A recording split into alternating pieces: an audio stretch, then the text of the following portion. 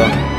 Bismillah, masya Allah, la yusrifu su'a. Alhamdulillah salatan wa salaman daimin bidawami mulkillah wa ala alihi wa sahbihi ala kulli daratin al-fakhara. Allahumma salli wa sallim ala sayyidina Muhammadin sahibil bushra, amin. Salatan tubashiruna biha wa ahlana wa auladana wa jami' masyayikhina wa muallimina wa talabatana wa talibatina min yawmina hadha ila yaumil akhirah. Amma ba'd. Alhamdulillah, kita bersyukur kepada Allah Subhanahu wa taala. Ini malam di sering-sering kesibukan kita, dihirup pikuk daripada kotak kita, alhamdulillah Allah pilih kita dari sekian banyak hamba-hambanya. Allah pilih kita nih dari segelintir orang-orang yang hidup di dunia untuk duduk di rumahnya. Alhamdulillah, di malam tempat kita di masjid kan ya, masjid kita udah rumahnya Allah juga jadi taman surga. Ada maulid Nabi Muhammad sallallahu alaihi wasallam. Duduknya kita kayak begini nih, harapan besar kita, keinginan kita mudah-mudahan jadi modal. Ini malam kita duduk di taman surga, mudah-mudahan bareng-bareng kita semua masuk surga. Doa kita minta sama Allah, kita masuk surga jangan sendirian, kita mau sama orang tua kita, sama anak-anak kita, anak istri kita, tetangga kita, dan semua orang-orang yang kita cintai mudah-mudahan masuk surga semuanya. Jadi kita nggak mau masuk surganya nggak pakai mampir dulu ke neraka, mudah-mudahan yang hadir semua masuk surga langsung tanpa disampaikan. Amin ya rabbal alamin. Sama-sama kita hormati segenap para guru, para asatidz, para orang tua, para bujang tokoh masyarakat, pengurus masjid, panitia yang capek demi terlaksana dan suksesnya ini acara pada malam hari ini, dari yang mengeluarkan hartanya, pikirannya, doanya, tenaganya. Mudah-mudahan yang membantu ini acara sampai sukses, sampai tergelar, semuanya dapat barokah dari Allah Subhanahu wa taala. Ampunkan dosa-dosanya, diangkat derajatnya, dan mudah-mudahan segala hajat-hajatnya dikabul oleh Allah Subhanahu wa taala. Amin ya rabbal alamin. Sampai disebutkan nama satu-satu para habaib, para asatidz, namun tidak mengurangi setakdir dan hormat al-fakir. Kita doain guru-guru kita, orang tua kita, tokoh masyarakat beserta panitia yang hadir pada malam hari ini, semuanya semoga panjang umur, sehat walafiat, kabul segala hajat di dunia wal akhirat. Hadirin wal hadirat rahimakumullah, sepertinya saya melihat di depan masih banyak banget orang. Bisa dibilang yang duduk di luar, terdiri di luar, setengah yang hadir di dalam. Saya minta coba bocah biar masuk dalam. Ini dalam masih sepi nih. Dan saya minta yang duduknya rapi, gua kasih duit cepet buat bocah. Bapaknya bocah, mamanya bocah, nggak usah ikut-ikutan dah. Yang mau cepet, waduh, kayak kampung. Yang mau cepet duduk sini. Iya tak dulu. Saya kasih cepet 50-50 buat 2 orang pemenang. Wah. Tak dulu. Dan kayak bola. Masya Allah, kan kami kalau masalah duit, ini anak-anak kayak begini bahaya jadi pemimpin nih. Timbang ada duit maju. Dapat duit. Emang anak kita harus diiming-iming dulu, nggak apa-apa ya. Oh kasihan perempuan nggak ada maju, yang perempuan tuh situ kan bisa tuh, anak perempuan. Sini.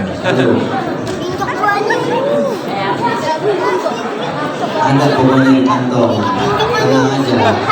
Tapi nggak bohong. Pakai HP, orang-orang pakai HP doang. Insyaallah. Susah banget benar ya.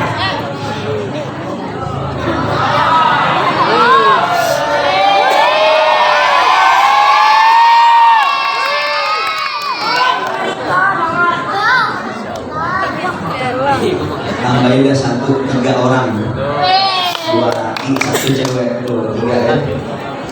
Kita ganti panitia ya. Sallallahu alaihi Muhammad. Mau duit? Mau nasihat gak? Mau duit tapi mau nasihat? Kalau mau diam. Yang nggak bisa diem kagak gue bagi. Dan dengerin, simak, ntar terakhir bisa jawab baru dia yang dikasih. Saya perhatiin yang banyakan gerak, gue kagak naik panggung, gak dikasih duit. Ya, diam, dia fokus. Ada lagi ke depan. Asyik kalau begini ngaji, betul gak? Gak ada yang guling-gulingan, gak ada yang pendeta, gak ada yang bolak-balik, anteng di muka-muka duit. Man kana ya'shabu jamalan fala jamal ahsan min jamali Sayyidina Muhammad. Wa man kana ya'shabu akhlaqan fala akhlaq ahsan min akhlaqi Sayyidina Muhammad. Man kana ya'shabu kamalan fala kamal ahsan min kamali Sayyidina Muhammad. Jika seseorang mendapatkan suatu ketampanan, maka tidak ada yang lebih tampan kecuali junjungan kita Sayyidina Muhammad. Jika seseorang mendapatkan suatu kesempurnaan, kemuliaan, tidak ada manusia yang paling sempurna dan mulia, yang dimuliakan yang maha mulia, kecuali baginda Maulana Muhammad. Dan jika seseorang mendapatkan suatu akhlak, tidak ada akhlak yang paling sempurna dan cakap kecuali akhlaknya Sayyidina Muhammad. Balaghul ula bi kamalih, kasyafat duja bi jamalih, kamulat jamul khisali, sallu alaihi wa ala alihi. Kemuliaan dan keutamaan mengalir, keistimewaan di dalam jati diri dan sanubari baginda Maulana Muhammad sallallahu alaihi Muhammad. Hadirat rahimakumullah.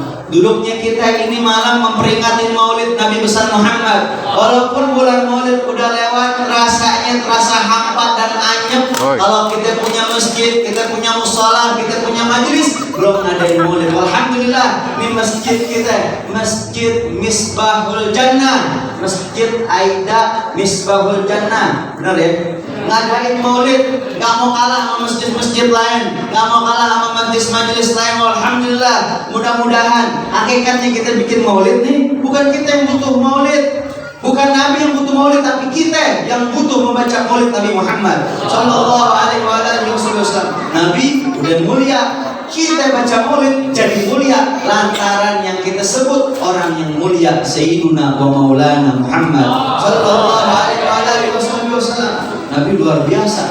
Kita harus tahu, harus semangat dalam menggali, dalam mempelajari sejarah baginda Sayyiduna Muhammad sallallahu alaihi wasallam. Saat sekarang orang-orang pada sibuk sama dunianya, orang-orang pada sibuk sama kerjaannya, orang-orang pada sibuk sama jabatannya. Alhamdulillah, ini malam kita taruh tuh dunia kita dulu, sama-sama kita renungin, kita hayatin, kita duduk di taman surga bersama para hamba-hambanya Allah Subhanahu wa taala. Doa yang banyak ketika hadir majelis, cita-citanya tanamin biar benar, biar ikhlas, lurusin niat kita ketika hadir majelis. Mudah-mudahan yang niatnya belok biar lurus, yang tadi gak sabaran biar jadi sabar, yang tadi gak ikhlas biar jadi ikhlas, yang tadi sedih jadi bahagia, yang lagi susah jadi senang berkat duduk di majelisnya, majelis Nabi besar Muhammad sallallahu alaihi wasallam. Nabi Muhammad tuh luar biasa, budi pekertinya cakep banget. Siapa aja yang dekat sama Nabi, dia bakal bahagia, dia bakal senang, dia bakal jatuh cinta, dia bakal terpesona, dia bakal segala-galanya kelepek-kelepek kalau bahasa kita. Saya mau kasih oleh-oleh buat kita pulang dari sini, jadi kita oleh-oleh. Nggak susah-susah, kita hidupin akhlak Nabi Muhammad sallallahu alaihi wasallam. Pesan saya pertama, kita hidupin sunnah Nabi Muhammad. Salah satunya yaitu dengan nyenengin saudaranya. Hidupin akhlaknya Nabi Muhammad. Gak bisa ngikutin 100%, mustahil kalau ada orang bisa ngikutin 100% akhlaknya Nabi Muhammad. Tapi minimal ada beberapa persen dan ada keinginan. Jangan gak ada keinginan sama sekali untuk menghidupkan akhlaknya Rasulullah. Lihat Rasulullah akhlaknya bagaimana, adabnya bagaimana, santunnya bagaimana, sabarnya bagaimana, ikhlasnya bagaimana, tegasnya bagaimana, dermawannya bagaimana, beraninya bagaimana, sehatnya bagaimana, kuatnya bagaimana, romantisnya bagaimana. Sallallahu alaihi wasallam komplit. Dirinya Nabi semua komplit ada di situ. Simpang, luar biasa. Cakep banget udah, luar dalam cakep. Kita, lu namanya maaf gitu. kita bawa oleh-oleh pulang dari majelis Nabi Muhammad, semangat dalam hidupin sunnah Nabi Muhammad, semangat dalam hidupkan akhlak Nabi Muhammad. Akhlak yang mana? Salah satunya Nabi demen atau gemar senang buat nyenengin saudaranya.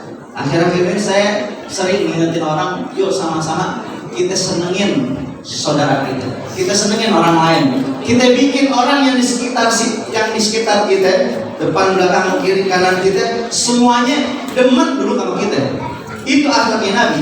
Siapa yang duduk sama Nabi dibikin senang sama Nabi, dibikin bahagia sama Nabi. Bahkan bahagia senangnya bukan di dunia doang, dibikin senangnya dunia wal akhirat sama Nabi Muhammad Sallallahu Alaihi Wasallam. Buat siapa? Buat orang-orang yang dekat sama Nabi Muhammad. Itu akhlaknya Nabi.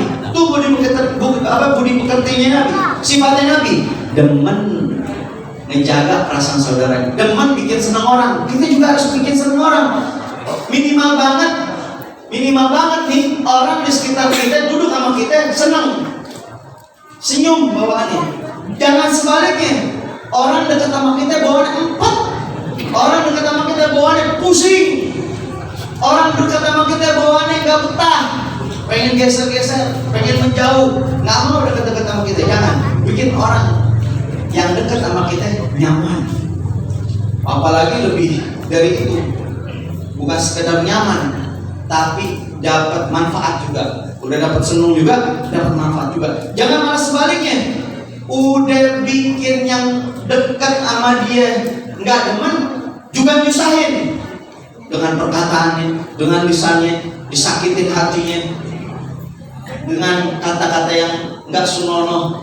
Jangan bikin yang duduk sama kita itu senang, dapat manfaat kita, bukan dapat cacian, bukan dapat makian, bukan dapat gibahan. Karena berapa banyak kita nih suka maksa-maksain orang biar reto sama bercandaan kita. Akan gue cuma bercanda, masa lu baper sih, nggak seru lu. Suka maksain orang buat nggak kesinggung sama bercandaan kita. Hati-hati. Emang niat kita bercanda, dan mungkin si fulan ketika kita bercandain, ketika kita bilang akan bercanda, lisannya bilang iya nggak apa-apa, tapi hatinya kita nggak tahu kalau dia sakit hati. Jadi malas duduk sama kita. Tanggung jawab kita di hadapan Allah Subhanahu Wa Taala. Hati-hati. Nabi Muhammad luar biasa, bikin orang yang di sekitarnya senang sama Nabi Muhammad. Sampai banyak kisah Nabi, salah satunya di dalam kitab Syirah Ibnu Hisham, Nabi dapat burtukol, riwayat lain dapat anggur. Itu Nabi duduk, sahabat duduk juga di sekitarnya Nabi Muhammad. Dimakan tuh anggur, atau dimakan itu jeruk sampai habis itu jeruknya. Ini sahabat yang duduk di sekitarnya Nabi pada bengong, pada bingung. Kenapa? Biasanya Nabi kalau makan suka bagi-bagi. Kok nih makannya sendirian gak bagi-bagi? Sampai tinggal satu buah dimakan juga sama Nabi. Yang ngasih hadiah Nabi senang loncat-loncatan. Kenapa? Hadiah yang dikasih ke Nabi dihabisin sama Nabi Muhammad. Sampai yang gembira ngasih kabar orang-orang, Nabi suka jeruk, Nabi suka anggur, hadiah dari saya dihabisin sama Nabi Muhammad Sallallahu Alaihi Wasallam. Setelah orang yang ngasih hadiah, yang ngasih buah ke Nabi pulang, baru Nabi nanya sama para sahabat yang ada di situ, kalian pasti pada bingung ya, kenapa saya makan sendirian? Iya ya Rasulullah, kamu biasanya kalau makan suka bagi-bagi. Ini kisah diceritain juga sama Habib Ali Zainal Abidin Al-Kafgaro. Kamu biasa kalau makan suka bagi-bagi, tapi kalau makan sendirian ya Rasulullah. Iya, saya makan sendirian karena tuh tadi anggur atau jeruk yang saya makan rasanya nggak enak, asem. Kalau saya kasih ke kamu, nanti muka kamu berubah, kecut. Nanti orang yang ngasih buahnya sedih, malu karena telah kasih kepadaku anggur atau jeruk yang rasanya nggak enak. Biarin yang nggak enak buat aku, kata Rasulullah. Itu akhlaknya Rasulullah. Yang nggak enak buat Rasulullah, yang enak-enak buat kita. Bahkan sampai Rasulullah mau meninggalkan dunia yang fana ini saat sakaratul mautnya. Apa yang kita tahu dari guru-guru kita? Pada saat Rasulullah merasakan yang namanya sakit sakaratul maut, yang begitu luar biasa sakitnya, sampai Rasulullah nanya sama malaikat Israel, wahai Israel, apakah ini yang dinamakan sakitnya, pedihnya sakaratul maut. Kalau emang ini yang namanya pedihnya sakaratul maut, tsaqil alayya wa khaffif ala ummati. Berarti timpahkan sakitnya sakaratul maut kepadaku dan kasih keringanan kemudahan untuk umatku. Sallallahu alaihi Muhammad. Aku pun merasa malu mengingat akan dirimu ketika engkau berseru, umatku, umatku, di akhir hayat dirimu kau sebut umatmu. Wahai nabiku cintaku, aku malu padamu. Inilah kisah yang penuh, inilah kisah sang Rasul yang penuh suka duka, penuh suka duka, penuh baca Rahadir akyar tasyiru Allah wa balikun nuri abru Rahadir akyar tasyiru inayahir maulihi wa balikun nuri abru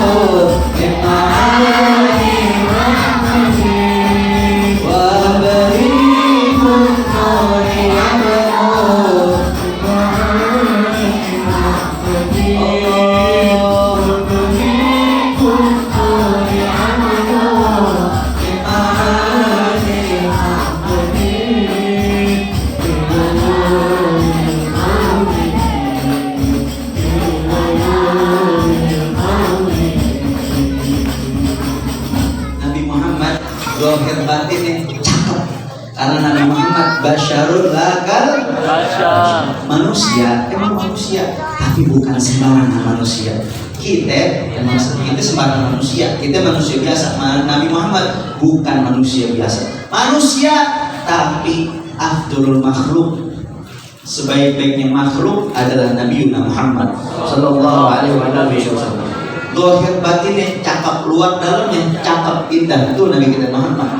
Kalau kita manusia biasa, macam-macam perbedaan. Ada yang zahirnya cakep, ganteng, cantik, tinggi, putih, mancung, hatinya kita nggak tahu, akhlaknya kita nggak tahu, budi pekertinya kita nggak tahu. Ada yang akhlaknya cakep, pendiam, ramah, luar biasa, mukanya pas-pasan, bener nggak? Yang zahir batin cakep ada juga, tapi jangan. Tapi Nabi Muhammad Sallallahu Alaihi Wasallam luar dalamnya cakep. Dan kita manusia cakep bisa melihat si fulan cakep, si fulan cantik ketika di mata minimal ngelihat mukanya. Kalau lewat foto kadang kita nggak terlalu percaya. Sebab namanya foto sekarang banyak filter. Saya baru tahu filter sekarang nih. Saya kira filter untuk rokok. Ternyata filter adanya di Instagram, di story. Habib pakai filter, muka hitam jadi cerah. Kalau dulu pakai kamera 360, tahu? Di foto putih, ketemu hitam. Kesimpulan cakep, di foto mancung, ketemu pesek. Di foto mulus, ketemu jerawatan. Ada nggak begitu? Sini sih orang cakep semua, ahlu surga semua, amin. Terus kalau kata orang si fulan ganteng, fulana cantik, kata kita belum tentu ganteng, belum tentu cantik. Sebab seleranya orang beda-beda. Ada yang demen begini, ada yang demen begitu. Selera orang beda-beda. Tapi kalau ngebahas Nabi Muhammad, semuanya bakal sepakat. Man kana ya'syaqu jamalan fala jamal ahsami jamali Sayyiduna Muhammad. Gak ada orang yang paling ganteng, cakep, luar dalam zahir batinnya secakep Nabi besar Muhammad sallallahu alaihi wasallam. Sebab Nabi Muhammad luar biasa sempurna. Dilihat dari mata negatifnya atau dilihat kekurangannya, cacatnya nggak ada sama sekali. Cuma orang yang kurang akal yang bilang Nabi Muhammad ada cacatnya. Cuma orang kurang akal yang bilang Nabi Muhammad ada kurangnya.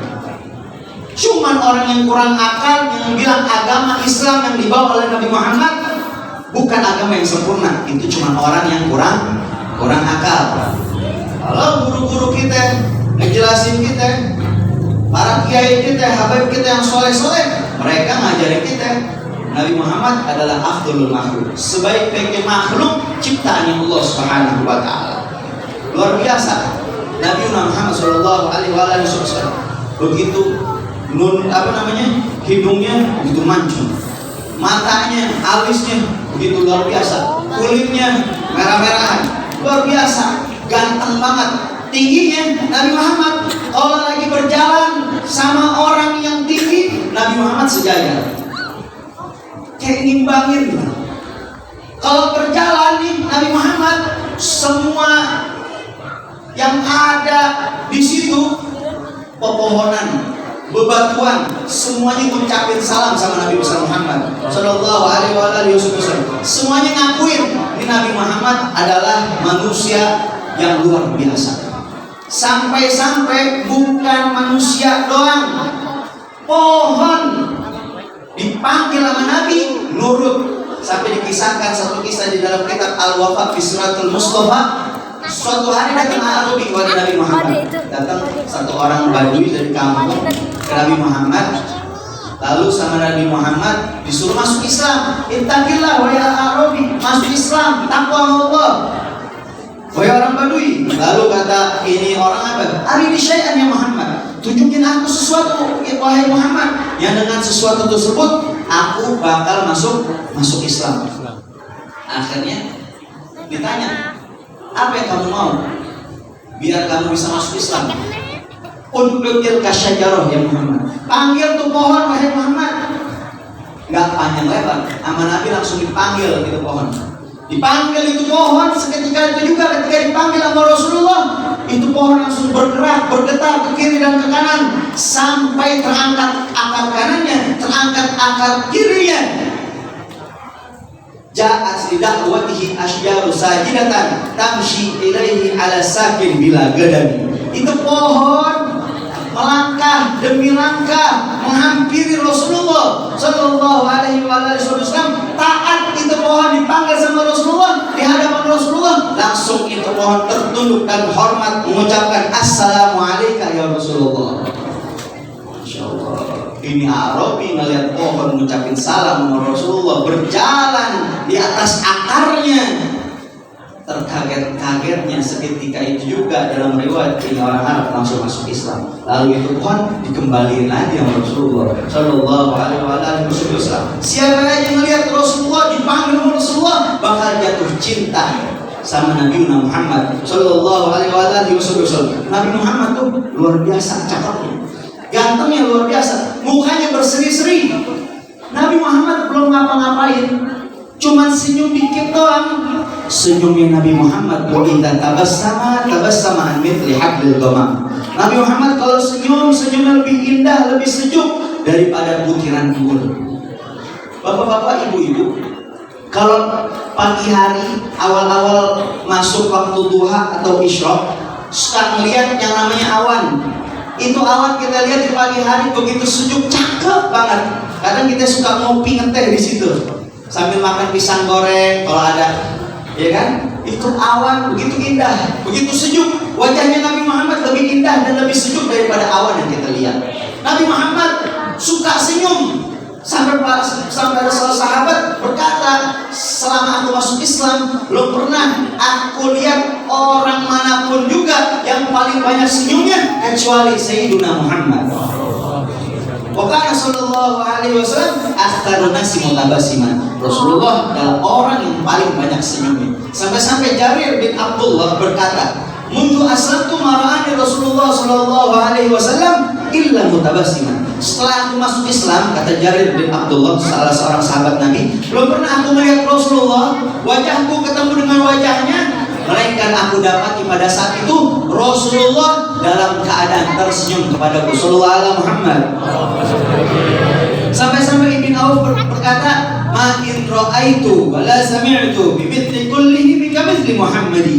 Belum pernah aku lihat, belum pernah aku dengar manusia yang begitu indah dan sempurna seumpama baginda Maulana Muhammad sallallahu alaihi wasallam. Siapa yang lihat Rasulullah, dia bakal jatuh cinta sama Rasulullah. Musuh sekalipun, Abu Jahal, Abu Lahab, dan abu-abu yang lainnya, kalau melihat Nabi Muhammad, aslinya mereka jatuh cinta. Cuman mereka orang-orang kafir Quraisy, mereka tahu ini Muhammad adalah seorang Rasul, cuman di dalam hatinya ada sifat hasad, hasud, dalam hatinya ada sifat sombong, suudzon juga sama kaum muslimin. Mereka berpikir kalau mereka masuk Islam, mereka ngikutin Nabi Muhammad, hartanya, tahtanya, jabatannya kalah, diambil, dirampas oleh kaum muslimin. Suudzon. Akhirnya gara-gara suudzon mereka, kebaikan gak datang sama sekali kepada mereka.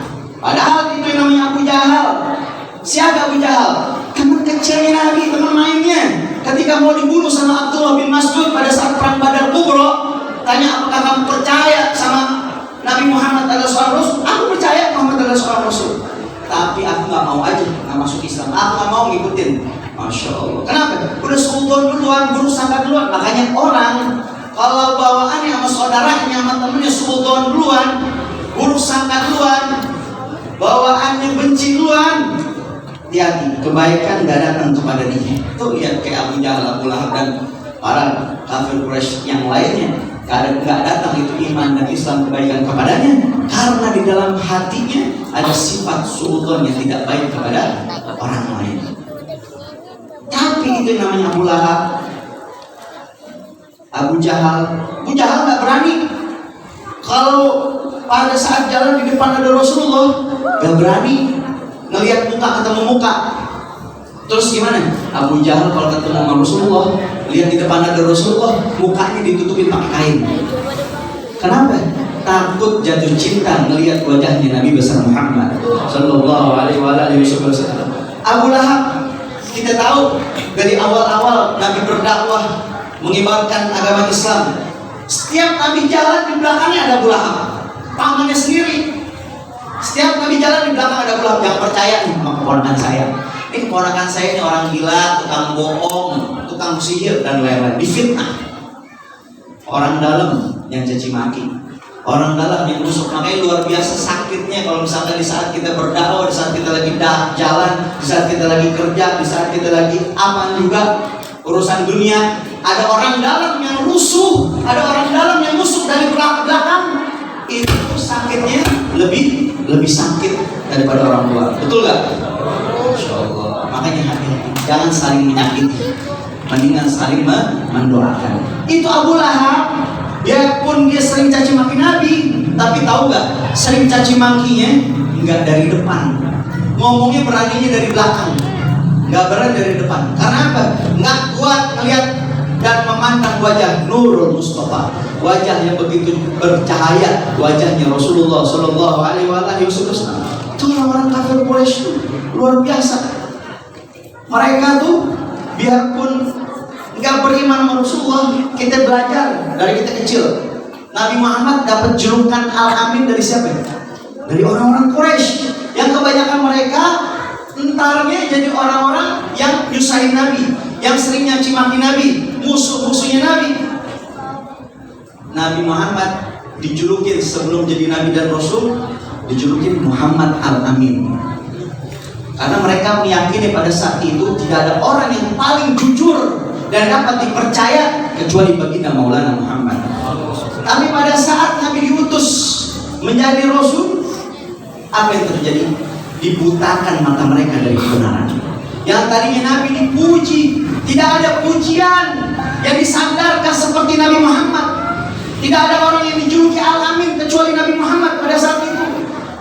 Setelah Nabi diutus menjadi Nabi dan Rasul, dibutakan mata mereka. Nabi difitnah, tukang bohong, tukang sihir dan lain-lain. dibutakan matanya dari kebenaran. Naudzubillah. Orang kalau udah dibutain matanya, orang kalau udah benci, susah buat dipaksa jadi cinta. Mudah-mudahan kita jadi pecinta dan muhibbin sejati sampai kita mati. La ilaha illallah Muhammadur Rasulullah. Amin ya rabbal alamin. Julukan Muhammad Al-Amin dari siapa? Dari orang-orang Quraisy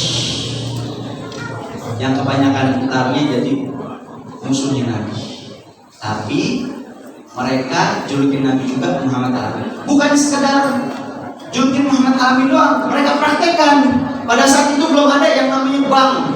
Jadi kalau punya harta banyak, dititipinnya ke Nabi Muhammad. Karena mereka yakin pada saat itu tidak ada orang yang paling bisa menjaga amanat dan terpercaya kecuali Nabi kita Muhammad.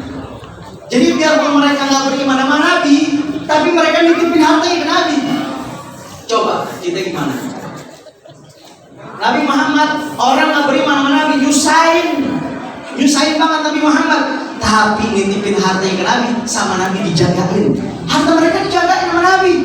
Musuh-musuh Nabi nitipin harta dijagain sama Nabi. Sampai pada yang begitu luar biasa ngurusin umat, sibuknya begitu luar biasa. Tapi Nabi tetap semangat, nggak ninggalin amanatnya begitu aja, tidak meninggalkan kota Mekah begitu saja. Nggak tinggalin masuk ke Madinah begitu aja, enggak. Pada saat Nabi mau pergi ke Madinah, malamnya Nabi panggil dulu Sayyidina Ali. Wahai Ali, ta'al Ali sini. Sebelum disuruh itu Sayyidina Ali tidur di tempat tidurnya Nabi. Sayyidina Ali dikabarin, wahai Ali, nanti kalau si Fulan nanyain hartanya, bilang hartanya ada di sini. Kalau Fulan nanyain hartanya, bilang hartanya ada di sini. Setelah dikabarkan, dititipkan amanat orang-orang kafir Quraisy harta mereka kepada Sayyidina Ali, baru Nabi Muhammad meninggalkan kota Makkah menuju Madinah bersama Sayyidina Abu Bakar As-Siddiq radhiyallahu anhu. Luar biasa, lihat akhlak Rasul. Orang-orang yang ngeselin harta mereka tetap dijagain. Siapa aja yang minta perlindungan sama Nabi, musuh sekalipun dilindungin sama Nabi Muhammad. Dijagain hatinya sama Nabi Muhammad sallallahu alaihi wasallam. Coba ibu-ibu bapak-bapak sini, ada deket banget, tempat banget sama orang, nggak tegur-teguran berhari-hari, tiba-tiba tengah hari bolong itu orang yang kita kesel banget sama dia datang ke rumah kita, nitipin motornya ke kita. Kira-kira tuh motor kita jagain apa kita gadein? Kalau perlu kita jual, lumayan buat modal kawin, betul gak? Di jomblo ada apa nih? Jomblo mudah-mudahan saya doain biar dapat jodoh soleh-soleha.